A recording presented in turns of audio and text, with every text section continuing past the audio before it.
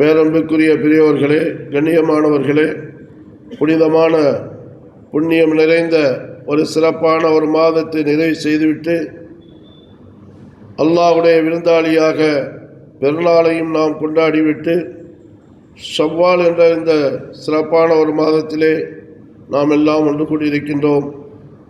அல்லாஹு தஆலா இந்த வருடத்தை நோன்பை நாம் அடைந்து கொள்வதற்கும் எம்மால் இயன்ற நல்ல அமல்கள் செய்வதற்கும் கிருபை செய்த ரப்புல் ஆலமீன் இன்னும் பல ஆண்டுகள் நமக்கு இப்படியான நல்லமல் செய்யக்கூடிய பாக்கியத்தை தருவதுடன் நல்ல ஆரோக்கியத்தையும் சந்தோஷமான வாழ்வையும் நமக்கும் நம்முடைய சந்ததிகளுக்கும் எல்லாம் வல்ல அல்லாஹ் என்றென்றும் தந்தல்வானாகவும் ஆமீன். நாம் செய்த அந்த நல்ல அமல்களை அவனுடைய பேருபகாரத்தை கொண்டு பெரிதாக கபூல் செய்து அதற்குண்டான நற்கூலியாக இம்மையிலும் நாளை மறுமையில் ஜன்னத்துல் ஃபிர்தௌஸையும் எல்லாம் வல்ல அல்லாஹ் நம் அனைவர்களுக்கும் தந்தல்வானாகவும் ஆமீன். அன்பார்ந்த அல்லாஹ்வின் நல்லடியார்களே, அல்லாஹு தஆலா இந்த உம்மத்தை முஹம்மது ஸல்லல்லாஹு அலைஹி வஸல்லம் அவர்களுடைய உம்மத்துகளுக்கு பலவிதமான சந்தர்ப்பங்களை நல்லமல்கள் செய்வதற்காக வேண்டி, அல்லாஹ்வின் பக்கம் நெருங்குவதற்காக வேண்டி, அவனின் பக்கம் தம்முடைய நிலைகளை சீர்படுத்தி கொள்வதற்காக வேண்டி அவ்வப்போது சில சந்தர்ப்பங்களை அல்லாஹ் தந்து கொண்டுதான் இருக்கின்றார். அந்த சந்தர்ப்பங்களை நாம் முறையாக பாவிக்க வேண்டிய ஒரு கடப்பாடு நமக்கு இருக்கின்றது.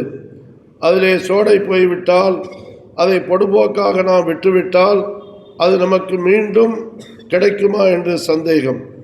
எனவே எந்தெந்த சந்தர்ப்பங்கள் நல்லமல் செய்வதற்கு கிடைக்கின்றதோ அந்த சந்தர்ப்பங்களை முறையாக பயன்படுத்தக்கூடிய ஒரு திடசங்கற்பத்தை நாம் என்றென்றும் உறுதியாக பற்றி பிடித்து கொள்ள வேண்டும். அல்லாஹ் கிருபை செய்வானாக. அன்பார்ந்தவர்களே, ரசூலுல்லாஹி ஸல்லல்லாஹு அலைஹி வஸல்லம் அவருடைய காலத்தில் சஹாபாக்கள் தங்களுடைய அந்த சொற்பகால வாழ்க்கையில் கஷ்டமான வாழ்க்கை, மிகவும் துன்பமான வாழ்க்கை, துயரமான வாழ்க்கை. எதற்கு என்றால், சிலர் பொருளாதாரத்தில் கஷ்டப்பட்டார்கள், சிலர் அடிமைகளாக இருந்து கஷ்டப்பட்டார்கள், சிலர் இஸ்லாத்தை ஏற்றுக்கொள்வதனால் கஷ்டப்பட்டார்கள், ஸல்லல்லாஹு அலைஹி வஸல்லம் அவர்களை கொண்டு ஈமான் கொண்டதினால் பலரும் பலவிதமான இன்னல்களுக்கு ஆளாக்கப்பட்டிருக்கின்றார்கள். வரலாறுகள் நமக்கு மிக தெளிவாக எடுத்து சொல்கின்றது. பல குடும்பமே ஒட்டுமொத்தமாக ஜிஹாத் என்று சொல்லக்கூடிய அந்த யுத்த காலத்திலே கொல்லப்பட்டிருக்கின்றார்கள், ஷஹீதாக்கப்பட்டிருக்கின்றார்கள்.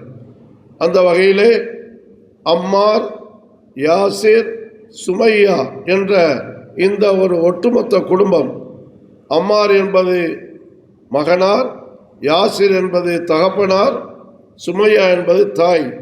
இந்த மூவருமே இஸ்லாத்திற்காக வேண்டி ஆரம்ப காலத்தில் பெரும் பங்களிப்பு செய்து எதிரிகளால் கொல்லப்பட்டார்கள், ஷஹீதாக்கப்பட்டார்கள் என்ற வரலாற்றை நாம் காணக்கூடியதாக இருக்கின்றது. ஆரம்ப காலத்தில் இஸ்லாத்தை தழுவியவர்கள் மிகவுமே பகிரங்கப்படுத்த முடியாத ஒரு சூழ்நிலையில் தான் இருந்தார்கள். மறைமுகமாகத்தான் அவர்கள் கலிமா சொல்லி அதை பின்பற்றி வந்தார்கள் என்று வரலாறு நமக்கு கூறுகின்றது. அதே போன்று யாசிர் ரலியல்லாஹு தஆலா அன்ஹு அவர்கள் அர்க்கம் ரலியல்லாஹு தஆலா அன்ஹு அவருடைய வீட்டிற்கு அடிக்கடி சென்று நபிகள் கோமான் ஸல்லல்லாஹு அலைஹி வஸல்லம் அவர்களுடைய வருகையை பற்றியும், அவர்களுடைய நுபுவத்தை பற்றியும், அவர்களுக்கு வரக்கூடிய வஹீயை பற்றியும் கொஞ்சம் கொஞ்சமாக கேட்டு அர்க்கம் ரலியல்லாஹு அன்ஹு அவரிடத்திலே அவர்கள் தன்னுடைய ஈமானை, இஸ்லாத்தை பதிவு செய்து கொண்டார்கள். கலிமா சொல்லி ஸல்லல்லாஹு அலைஹி வஸல்லம் இடத்திலிருந்து மறைமுகமாக இருந்தார்கள்.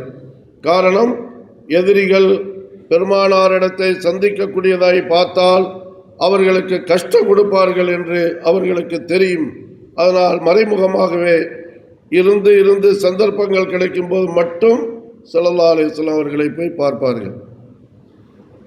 ஆனால் இந்த செய்தி எதிரிகளுக்கு, உத்பா, ஷைபா, அபூஜஹல் போன்ற காபிர்களுக்கு, தலைவர்களுக்கு தெரிந்ததின் காரணத்தினால் யாசிரை கூப்பிட்டு மிரட்டினார்கள். ரலியல்லாஹு தஆலா, நீ முகமதை கொண்டு ஈமான் கொண்டு விட்டியாயாம், நீ உடனே அதை கைவிட வேண்டும், இல்லாவிட்டால் உன்னை அடிப்போம், துன்புறுத்துவோம் என்று அவர்களுக்கு எச்சரிக்கை செய்து சில கட்டங்களில் அவர்களை அடித்து உதைத்தும் கஷ்டப்படுத்தியிருக்கின்றார்கள்.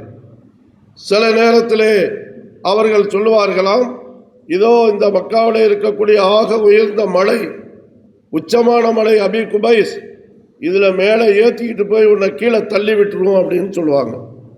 இதெல்லாம் கேட்டுக்கொண்டு அவர்கள் சரி சரி என்று சொல்லி அந்த இடத்தை விட்டு கடப்பார்கள். இப்படியே இருந்தாலும் தாருல் அர்க்கம் ரலியல்லாஹுடைய வீட்டுக்கு சென்று வந்ததை நேரடியாக கண்ட அந்த எதிரிகள் அவர்களை பிடித்து அடித்து அப்படியே கூட்டிகிட்டு போய் அபி குபைஸுடைய அந்த உயரமான மலையிலே நிறுத்தி காட்டினார்களாம், கீழே குனிந்து பார் என்று. கீழே குனிந்து பார்த்தார்கள், அதில் பாதாளம். அதிலே அவர்கள் சொன்னார்கள், இப்போதே உன்னை இதிலிருந்து தள்ளிவிட்டு விடுவோம், நீ எலும்பு கூட மிஞ்சாது. என்ன செய்தி? ஈமானை விடுகிறாயா அல்லது தள்ளிவிடவா என்று உச்ச மலையிலே கொண்டு போய் வைத்து கஷ்டப்படுத்தியிருக்கின்றார்கள். வேற வழி இல்லை. அப்போது தன்னுடைய மனம் விருப்பம் இல்லாமல் யாசிர் ரலியல்லாஹு தஆலா அவர்கள் அங்கே நான் முகம்மதை வெறுக்கின்றேன் என்று சொல்லிவிட்டார்கள். நான் முகம்மதிலிருந்து பிரிந்து விடுகின்றேன் என்று சொல்லிவிட்டார்கள். உடனே கீழே இறை கொண்டு வந்து விட்டுவிட்டார்கள். ஆனால் அவருடைய கல்பு கேட்கவில்லை. பெருமானார் மீது உண்டான மஹப்பத், அவர்களை கொண்டு கொண்ட ஈமான் அவர்களுக்கு கொஞ்சமும் மனம் கொடுக்கவில்லை. பிரிந்து இருப்பதை ரொம்ப கவலையாக நேராக ரசூலுல்லாஹி ஸல்லல்லாஹு அலைஹி வஸல்லம் இடத்திலேயே போனார்கள். கண்மணி நாயகம் ஸல்லல்லாஹு அலைஹி வஸல்லம் அவர்கள் பார்த்துவிட்டு கேட்டார்கள், என்ன உங்களுடைய முகம் ரொம்பவும் கவலையாக இருக்கின்றது, என்ன நடந்தது என்று யாசிர் ரலியல்லாஹு தஆலா இடத்திலே கேட்கும் பொழுது நடந்த சம்பவத்தை சொல்லி காட்டினார்கள். சொல்லிவிட்டு சொன்னார்கள், நான் அவர்களுடைய அச்சுறுத்தலுக்காக வேண்டி நான் உங்களை விட்டு பிரிந்து விட்டேன் என்று சொல்லிவிட்டேன் நபியே ஸல்லல்லாஹு அலைஹி வஸல்லம் அவர்களே. அல்லாஹ் என்னை குற்றம் பிடிப்பானா, நான் காபிரா போயிட்டனா அல்ல முனாஃபிக்கா போயிட்டனா, என்னுடைய விஷயத்திலே என்ன எனக்கு தீர்ப்பு சொல்லுங்கள் என்று அழுது கொண்டு பெருமானார் ஸல்லல்லாஹு அலைஹி வஸல்லம் அவர்களுக்கு முன்னால் நின்றார்களாம். ஸல்லல்லாஹு அலைஹி வஸல்லம் அவர்களுக்கும் ஒன்றும் தீர்ப்பு சொல்ல முடியவில்லை. அவர் சொன்னது சரியா பிழையா என்று சற்று நேரம் மௌனமாக இருந்தார்கள். அதற்கு அடுத்த கொஞ்ச நேரத்திலேயே வானவர் கோமான் ஜிப்ரீல் அலைஹிஸ்ஸலாத்து வஸ்ஸலாம் அவர்கள் ஸல்லல்லாஹு அலைஹி வஸல்லம் அவர்களுக்கு வகி கொண்டு வந்தார்கள். இல்லா மன் உக்ரிஹ வ கல்புஹு முத்மஇன் பில் ஈமான். யாருக்கு நிர்பந்தம் செய்யப்பட்டு உன்னை வெட்டி விடுவேன், உன்னை கொத்தி விடுவேன், உன்னை நெருப்பில் போட்டு கரித்து விடுவேன், ஈமானை நீ விட வேண்டும் என்று நிர்பந்தம் பண்ணி அவர்கள் அதிலிருந்து தப்பிக்க இயலாத கட்டத்திலே கல்பிலே ஈமானை மறைத்து வைத்துக் கொண்டு வெளிவாயால் நாவால் நான் இஸ்லாத்தை விட்டு விலகிவிட்டேன் என்று ஒரு தற்காப்புக்காக வேண்டி சொன்னால் அவன் இஸ்லாத்தை விட்டு வெளியேற மாட்டான். அவன் முஸ்லீமாகத்தான் இருக்கின்றான். ஏன்? கல்புஹு முத்மஇன்னுன். அவனுடைய கல்பு அங்கே உறுதியாக இருக்கின்றது. வெளிரங்கத்திலே பயங்கரவாதிகளிடத்திலே தப்ப வேண்டி இருக்கின்றது. இதற்காக வேண்டித்தான் அவர்கள் நான் விலகிவிடுகின்றேன் என்று சொல்லியிருக்கின்றார்கள் என்ற கருத்தை அல்லாஹ் அந்த நேரத்திலே ஆயத்தாக இறக்கி அந்த யாசிருக்கு அல்லாஹ் ரசூலுல்லாஹி ஸல்லல்லாஹு அலைஹி வஸல்லம் சொன்னார்கள், நிச்சயமாக நீங்கள் மனம் உவந்து பிரியவில்லை, அச்சுறுத்தலுக்காக நீங்கள் வெளியேறினீர்கள் என்றாலும் உங்களுடைய நாவுதான் அதை சொன்னதை தவிர உங்களுடைய கல்பிலே ஈமான் உறுதியாக இருக்கின்றது.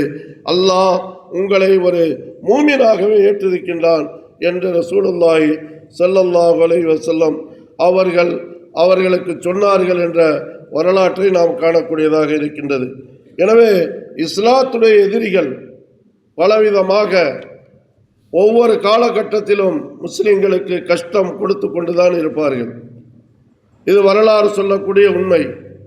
அதே மாதிரி இந்த காலகட்டத்திலே பலஸ்தீனத்திலே இருக்கக்கூடிய மக்களுக்கு, அந்த முஸ்லிம்களுக்கு காசாவிலும் அந்த சுற்று வட்டார பாதைகளிலும் இருக்கக்கூடிய அந்த இஸ்லாமியர்களுக்கு இந்த யகூதிகளும் நஸ்ரானிகளும் கொடுக்கக்கூடிய கஷ்டங்கள் என்ன என்பதை உலகம் அறிந்ததாக இருக்கின்றது.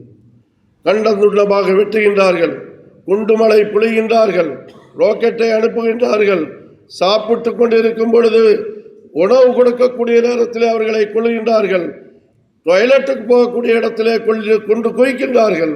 இதெல்லாம் உலகத்திலே பார்க்கின்றோம்.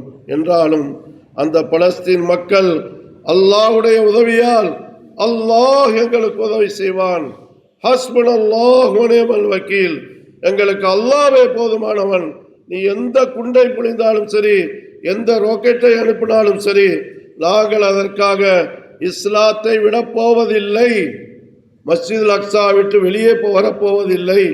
சந்தர்ப்பம் கிடைக்கும் பொழுதெல்லாம் நாங்கள் அந்த பள்ளிக்குள்ளே சென்று தொழுகை நடத்தத்தான் செய்வோம் என்று உறுதியான ஈமானுடன் செய்யக்கூடிய ஒரு காலகட்டத்தை நாம் பார்த்து கொண்டுதான் இருக்கின்றோம். எனவே இது சஹாபாக்களுடைய அந்தஸ்திலே உண்டான அவர்களுடைய அந்தஸ்துக்கு இதை ஏற்ற முடியாது என்று சொன்னாலும், இந்த காலகட்டத்திலே இருக்கக்கூடிய காலத்திலே பலஸ்தீன மக்களுடைய ஈமானுடைய உறுதியை நாம் மெச்சிக்கத்தான் வேண்டும். அவர்களுக்காக வேண்டி நாம் துஆ செய்யத்தான் வேண்டும். மிக மிக அதிகமாக துஆ செய்ய வேண்டும். அவருடைய சிறார்கள் உள்பட பேட்டி எடுக்கின்றார்களே வெளிநாட்டுக்காரர்கள், இவ்வளவு கஷ்டத்துக்கு மத்தியிலே நீங்கள் ஏன் இப்படி இருக்கின்றீர்கள்? அப்ப அந்த சிறார்களும் கூட என்ன சொல்கின்றார்கள்? எங்களுக்கு அல்லாஹ் போதுமான, ஹஸ்புன் அல்லாஹ், நாங்கள் அல்லாஹ்வை நம்பி இருக்கின்றோம். எங்களை படைத்த ரப்பு எங்களை ஒரு நாளும் கைவிட மாட்டான். எங்களுக்கு அவன் ரிஸ்க் தருவான், எங்களுக்கு அவன் சுகத்தை தருவான், அவன் நாடினால் எங்களை மௌத்தாக்குவான்.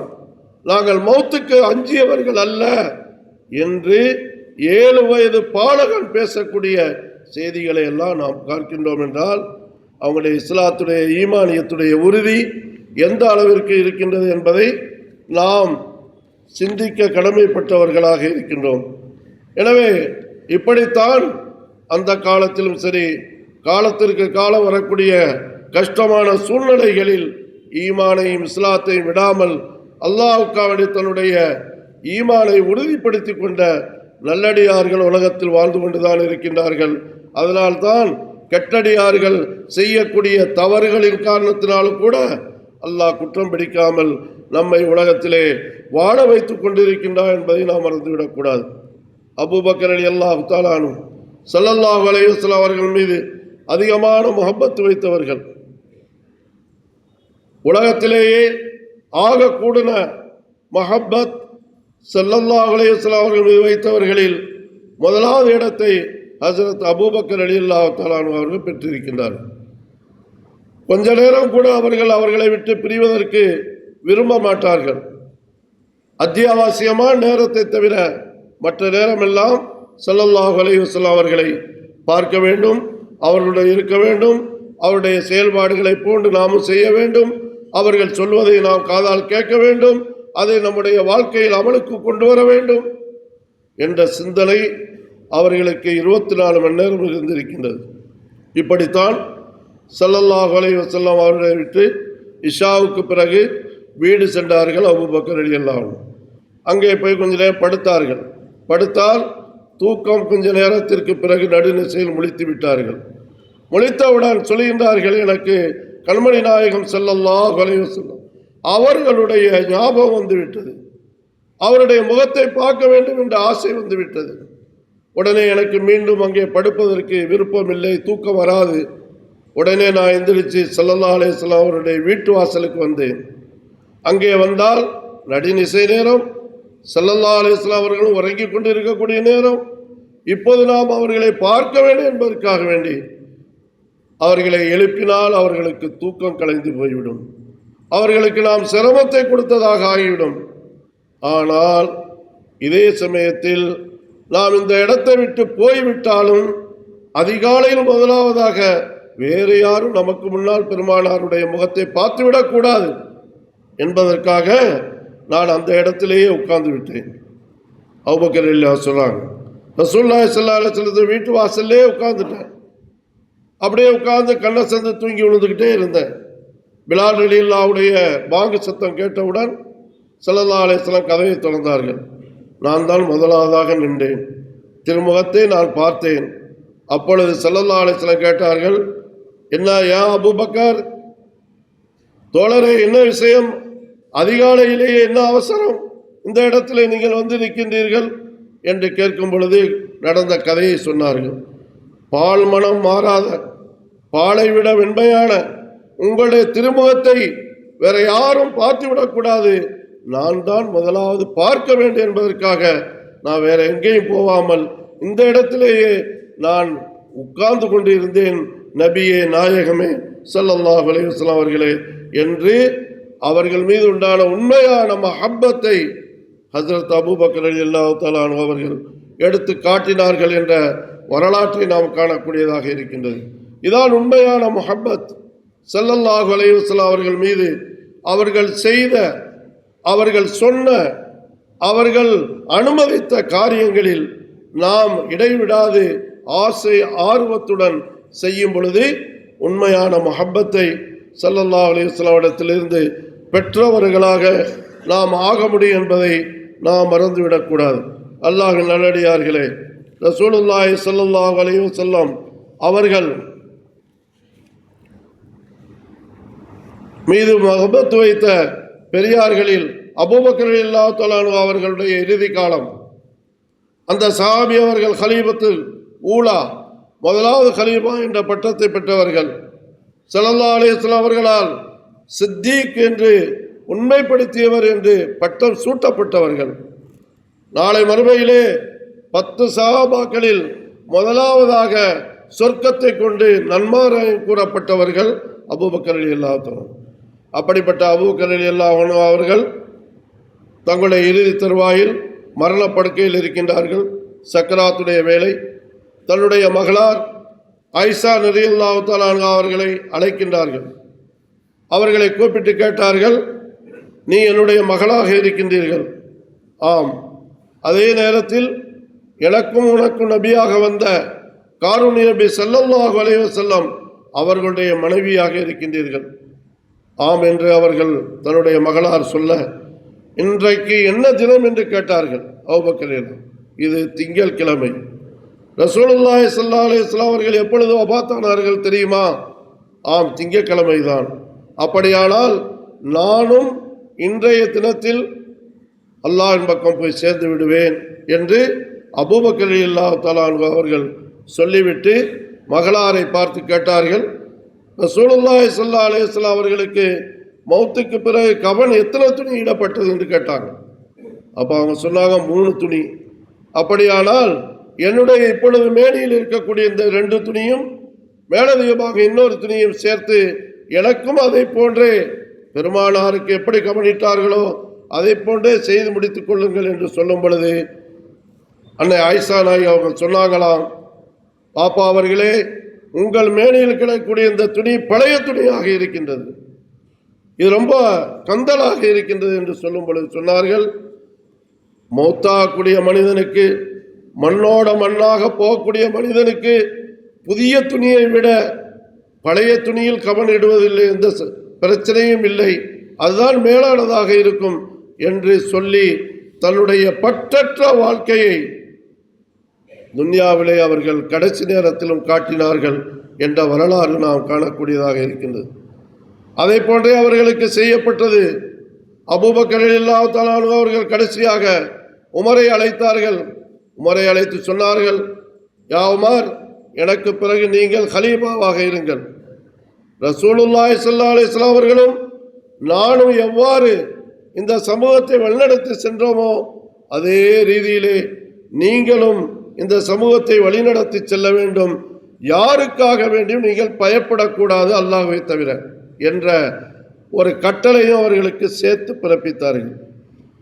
பிறகு சொன்னார்கள், நான் இன்னும் சற்று நேரத்தில் வஃபாத்தாகிவிடுவேன், எனக்கு நீங்கள் தொழுகை நடத்துங்கள், ஜனாசா தொழுகை என்று அவரிடத்திலே வசியத்து சொல்லிவிட்டு அலி ரலியல்லாஹு அன்ஹு அவர்களை அழைத்து சொன்னார்களாம், நீங்கள் ரசூலுல்லாஹி ஸல்லல்லாஹு அலைஹி வஸல்லம் அவர்களை எப்படி குளிப்பாட்டி கவனிட்டு அடக்கம் செய்ய கொண்டு சென்றீர்களோ அதை போன்று நீங்களே எனக்கும் பொறுப்புதாரியாக இருந்து என்னை குளிப்பாட்டி கவனிட்டு அடக்கம் செய்யுங்கள் என்று அவரிடத்திலே வசியத் செய்தார்கள் என்ற வரலாறுகளை நாம் காண்கின்றோம். இதை ஏன் நாம் சொல்கின்றோம் என்றால், இந்த அளவிற்கு முஹம்மது நபி ஸல்லல்லாஹு அலைஹி வஸல்லம் அவர்கள் மீது அன்பும் பாசமும் நேசமும் வைத்தவர்கள்தான் சஹாபா பெருமக்கள். அதனாலே தான் அவர்களை அல்லாஹ் புகழ்ந்து கூறுகின்றான். ரலியல்லாஹு அன்ஹு வரது அன், அவர்களை அல்லாஹ் பொருந்திக் கொண்டான், இவர்களும் அல்லாஹ்வை பொருந்திக் கொண்டார்கள். இது கியாம பரிபந்தம், குர்ஆனிலே இருக்கக்கூடிய வசனம். இது யாருக்கு கிடைக்கும்? யாருக்கும் கிடைக்காது. அந்த சஹாபா பெருமக்களுக்கு மட்டும்தான் இது சுபசோபனம். அந்த அளவிற்கு அவர்கள் தியாகம் செய்தார்கள், அந்த அளவிற்கு பற்றற்ற வாழ்க்கை வாழ்ந்தார்கள், அந்த அளவிற்கு அவர்கள் துன்யாவை வெறுத்து மறுமையுடைய சிந்தனையிலேயே வாழ்ந்திருக்கின்றார் என்ற செய்திகளை நாம் காணக்கூடியதாக இருக்கின்றது. ஒருமுறை ஸல்லல்லாஹு அலைஹி வஸல்லம் இடத்திலே 2 சஹாபாக்கள் சந்தித்து கேட்டார்கள். ஒருவர் கேட்டார், ஐயுல் அமாலி அஹப்பு இலல்லாஹ், அல்லாஹ்வுக்கு விருப்பமான அமல் எது என்று கேட்கும் பொழுது சொன்னார்கள், ஸல்லல்லாஹு அலைஹி வஸல்லம் சொன்னார்கள், நீங்கள் எந்த அமலை செய்தாலும் குறைவாக செய்தாலும் அதை நேமமாக செய்யும். குறைவான அமலாக இருந்தாலும் அது எப்பொழுதும் நிரந்தரமாக செய்யக்கூடிய வழக்கத்தை உண்டாக்கி கொள்ள வேண்டும். இது அல்லாஹ்வுக்கு பிரியமான ஒரு அமல். மற்ற சஹாபி கேட்டார், ஐயுன்னாசி அஹப்பு இலல்லாஹ், அல்லாஹ்வுக்கு பிரியமான மனிதர் யார் என்று கேட்டார்கள். அப்பொழுது ஸல்லல்லாஹு அலைஹி வஸல்லம் சொன்னாங்க, லிசானுக ரத்துபும் ஃபீ திக்ரில்லாஹ், கடைசி நேரத்தில் உன்னுடைய நாவு அல்லாஹ்வுடைய திக்ரை கொண்டு நினைவு கூறிக்கொண்டே இருக்க வேண்டும். அப்படியான மனிதன்தான் அல்லாஹ்விடத்திலே மிகவும் பாக்கியசாலி, விரும்பத்தக்கவன் என்ற கருத்தை ஸல்லல்லாஹு அலைஹி வஸல்லம் சொன்னார்கள். ஆக அன்பார்ந்த அல்லாஹ்வின் நல்லடியார்களே, உலகத்தில் வாழக்கூடிய காலம் மிகவும் குறைந்த காலம். நான் எப்படி வாழ்ந்தாலும், என்ன படோபமாக இருந்தாலும், அல்ல என்ன ஏழையாக இருந்தாலும், நாம் ஒரு நாளைக்கு அல்லாஹ்விடத்திலே போய் சேர வேண்டியவர்களாகத்தான் இருக்கின்றோம். நாம் யாரும் தப்ப முடியாது. மௌத்து நம்மை வரவேற்று கொண்டு இருக்கின்றது. அந்த மௌத்துக்கு தயார் செய்யக்கூடிய ஒரு இடம்தான் இந்த உலகம். அந்த மௌத்திற்கு தயார் செய்யக்கூடிய காலங்கள் தான் ரமலானுடைய காலம், ஏனைய சில காலங்கள் அவ்வப்போது நமக்கு ஞாபகப்படுத்தி கொண்டிருக்கின்றது. எனவே நம்முடைய கடைசி நேரமும் நம்முடைய நாவிலே கலிமா வர வேண்டும் என்றால், கலிமாவுக்கு ஏற்றவாறு உலகத்திலே நாம் வாழ வேண்டும். அதை பக்குவப்படுத்தி கொள்ள வேண்டும். துன்யாவுடைய ஆசையில் இருந்து பிரிந்து மறுமையின் சிந்தனைகளை அதிகமாக எடுத்துக்கொள்ள வேண்டும். அதற்காக நம்முடைய அமல்களை சீர்திருத்து கொள்ள வேண்டும். அதற்கான பயிற்சியாகத்தான் நமக்கு அல்லாஹ் வருடத்தில் ஒரு முறை ரமலானை தந்திருக்கின்றான். ரமலானிலே எத்தனையோ பிரதான காரியத்தை விடாமல் செய்தோம், சுன்னத்தான அமல்களை செய்தோம், குர்ஆன் திலாவத்துகள் அதிகம் செய்தோம். இரவு பகல் பாராமல் இரவிலும் பகலிலும் அல்லாஹ்விடத்தில் அழுது தொழுது தனிமையிலும் கூட்டாகவும் துஆ செய்திருக்கின்றோம். நம்முடைய பொருளாதாரத்தை ஜக்காத்தாகவும் சதக்காவாகவும் ஏழைகளுக்கு வழங்கியிருக்கின்றோம். இப்படியெல்லாம் செய்த நமக்கு இதோடு முடிந்தது என்று அதை விட்டுவிடாமல் தொடர்ந்து இந்த பயிற்சியை 11 மாதங்களுக்கும் நாம் நம்முடைய வாழ்க்கையில் எடுத்து நடப்பதை கொண்டுதான் இம்மை மறுமையுடைய தெளிவும் வெற்றியும் இருக்கின்றது என்பதை உணர்ந்து செயல்படுவோமாக. வல்ல ரஹ்மான் நம் அனைவர்களுக்கும் அவனுடைய பேருபகாரத்தை கொண்டு அவனுடைய அருளை கொண்டு நம்மளை கபூல் செய்து கொள்வானாக. யா அல்லாஹ், எங்களுடைய பாவங்களை மன்னிப்பாயாக, எங்கள் மாதாபிதாக்களுடைய பாவங்களை மன்னிப்பாயாக, மனைவி மக்களுடைய பாவங்களை மன்னிப்பாயாக, எங்கள் அனைவர்களுக்கும் சரீர சுகத்தை தருவாயாக, சந்தோஷமான வாழ்வை தருவாயாக, இம்மை மறுமையுடைய வாழ்க்கையிலே வெற்றியை தந்தல்வாயாக. யா அல்லாஹ், எங்களே உண்டான வியாதியஸ்தர்களுக்கெல்லாம் நல்ல சுகத்தை தந்தல்வாயாக, கஷ்டப்பட்ட மக்களுடைய கஷ்டங்களை எல்லாம் நிவர்த்தியாக்கி விடுவாயாக, கடன் தொல்லையில் சிக்குண்டவர்களை அதிலிருந்து வெளியேறுவதை கிருபை செய்வாயாக. எங்களுடைய நல்ல ஹலாலான ஹாஜத்துகளை யா அல்லாஹ் உடைய கிருபைக்கு நிறைவேற்றி வைப்பாயாக. வாழக்கூடிய இந்த நாட்டிலே நிம்மதி தருவாயாக, தொழில் செய்யக்கூடிய இடங்களில் நிம்மதி தருவாயாக, குடியிருக்கக்கூடிய வீடுகளில் நிம்மதி தருவாயாக. யா அல்லாஹ், எங்களுடைய பள்ளிகளை பாதுகாப்பாயாக, மதரசாக்களை பாதுகாப்பாயாக, எங்களை ஆளக்கூடியவர்கள் நல்லவர்களாக இருக்கிறது செய்வாயாக. எல்லா மக்களுக்கும் மத்தியிலே ஒற்றுமையான பரஸ்பரமான சௌஜன்யமான சந்தோஷமான வாழ்வை யா அல்லாஹ் தந்தல்வாயாக. வளம் நிறைந்த நலம் நிறைந்த நாடாக இந்த நாட்டை நீ கபூல் செய்து கொள்வாயாக. எங்களுடைய துஆக்களை கபூல் செய்து பரக்கத்தும் செய்வாயாக. ஆமீன் ஆமீன் ஆமீன் யா ரப்பல் ஆலமீன். வல்ஹம்து. Thank you for watching. Please remember to subscribe, like, and share our Red Masjid YouTube channel. We appreciate your continued support. May we all be rewarded, and may the Almighty forgive our sins. See you next week, Insha'Allah.